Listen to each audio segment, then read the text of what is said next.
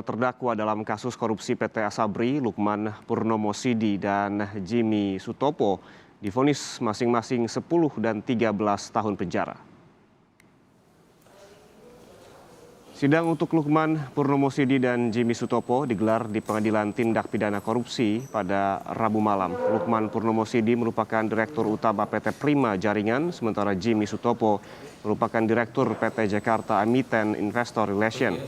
Keduanya menurut hakim terbukti melakukan tindak pidana korupsi dan tindak pidana pencucian uang di PT Asabri sebesar 22,7 triliun rupiah. Kerugian disebabkan karena para terdakwa dalam kasus ini menginvestasikan dana PT Asabri dalam bentuk reksadana dan juga saham yang ternyata mengalami kerugian.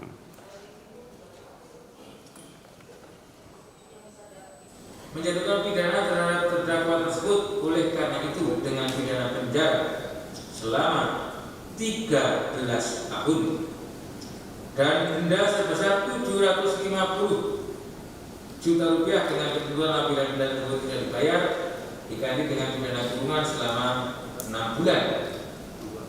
3. Menjatuhkan pidana tambahan terhadap terdakwa untuk membayar uang pengganti kepada negara sebesar 314 miliar 868 juta 567.350 rupiah.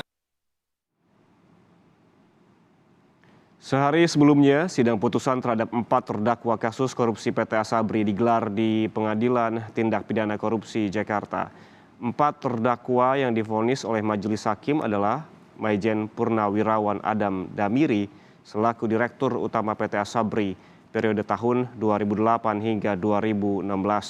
Selain itu ada pula Letjen Purnawirawan Sony Wijaya selaku Direktur Utama PT Asabri periode tahun 2016 hingga 2020.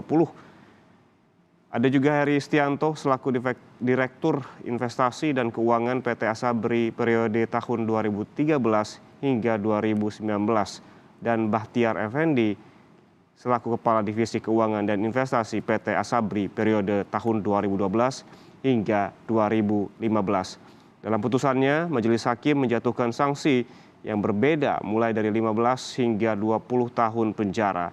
Meski putusan pidana kurungan yang dijatuhkan oleh majelis hakim lebih tinggi dari tuntutan jaksa dalam hal pidana denda serta pidana tambahan yang diberikan kepada masing-masing terdakwa, putusan majelis hakim sesuai dengan tuntutan jaksa.